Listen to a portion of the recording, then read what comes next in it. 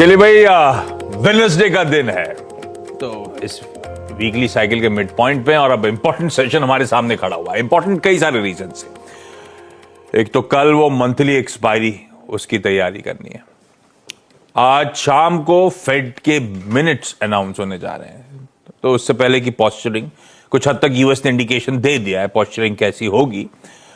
और US extended weekend में जा रहा है। अब वो एक्सटेंडेड वीकेंड जब मैं कह रहा हूं तो फ्राइडे को लौटेंगे वो, आधे दिन काम करके। एक जमाने में स्कूल डेज में हमारे स्कूल में सैटरडे को हाफ डे हुआ करता था, वर्किंग होता सैटरडे हाफ डे। तो यूएस में वैसी फीलिंग आएगी फ्राइडे को बस हाफ डे होगा, तो एक लार्जली एक्सटेंडेड वीकेंड है।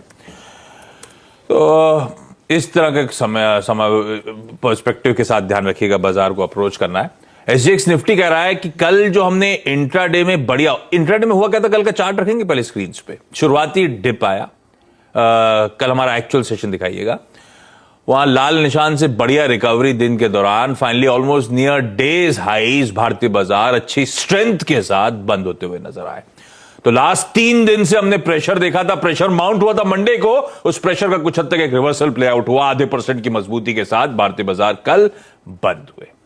और आज एसजीएक्स निफ्टी कह रहा है कि थोड़ा सा और गेन शायद हम दिखाएं। 1/3% से ज्यादा की मजबूती के साथ इस समय एसजीएक्स कामकाज कर रहा है। और वो इसीलिए क्योंकि यूएस के बाजार अभी डॉक्टर साहब ने दिखाए थे आपको, तीनों बेंचमार्क्स कल मजबूत थे। सवा से सारी कह लीजिए 1.25% के आसपास का मोटा मोटी गेन सब में देखने को मिले। अक्रॉस बेंचमार्क्स 1.25% के गेन्स। कल तो आप चाइना कह रहे थे, अभी वो मैं पढ़ रहा था तेजी का बहाना कैसे हम फंडामेंटल वाले ढूंढते हैं। वो बोले चाइना को भूल के अब फोकस चल रहा है कि ब्याज दरें शायद फेड रिड्यूस करेगा, इसीलिए तेजी आ गई। अभी चल क्या रहा है भाई? मैंने जो अपने ट्विटर थ्रेड में लिखा है उसमें दूसरी लाइन ये लिखा है कि चीन में अब तक के सबसे ज्यादा हाईएस्ट केस आए 27,000। कोई फर्क नहीं पड़ता हमें। भूल गए, बहाना ढूंढना तो ढूंढ लिया, आज बहाने की जरूरत नहीं थी तो पहले भूल गए। आज तेजी का मूड था तो हमने इन्फ्लेशन घटेगा, फेड नरम मिनट्स आने वाले, उससे पहले तेजी आएगी, तो वो सब बहाने बना लिए और तेजी कर दी। 400 पॉइंट डाउ चढ़ा दिया, नेस्डैक भी खूब चढ़ा दिया।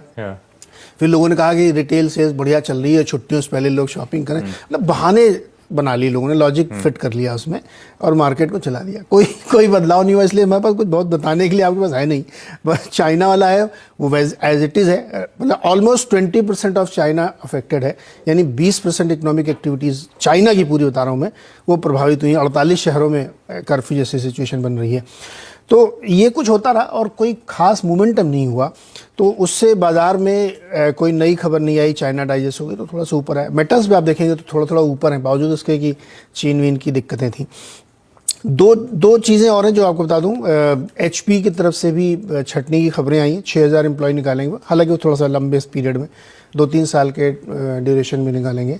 और कल एक अफवाह उड़ी कि मार्क जुकरबर्ग जो है रिज़ाइन करेंगे। पता नहीं कहाँ से किसी ने उड़ा दी, खबर छप गई होगी कहीं पे। फिर बाकायदा उनको खंडन करना पड़ा कि ऐसा कुछ नहीं होने वाला है।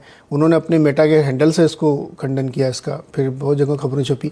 तो कल ये 2-3 घंटे लोगों के पास मसाला था कि इतनी छटनी बात मार्क जुकरबर्ग खुद ही छोड़ देंगे, लेकिन ऐसा कुछ हुआ नहीं। ये सब अफवाह की खबरें थी सिर्फ। तो नेट आप ये कह सकते हैं कि आज न्यूट्रल टू पॉजिटिव मार्केट लेके चलें। अगर आप अमेरिका से प्रेरित हैं तो तेज़ी करें, चीन से प्रेरित हैं तो मंदी करें।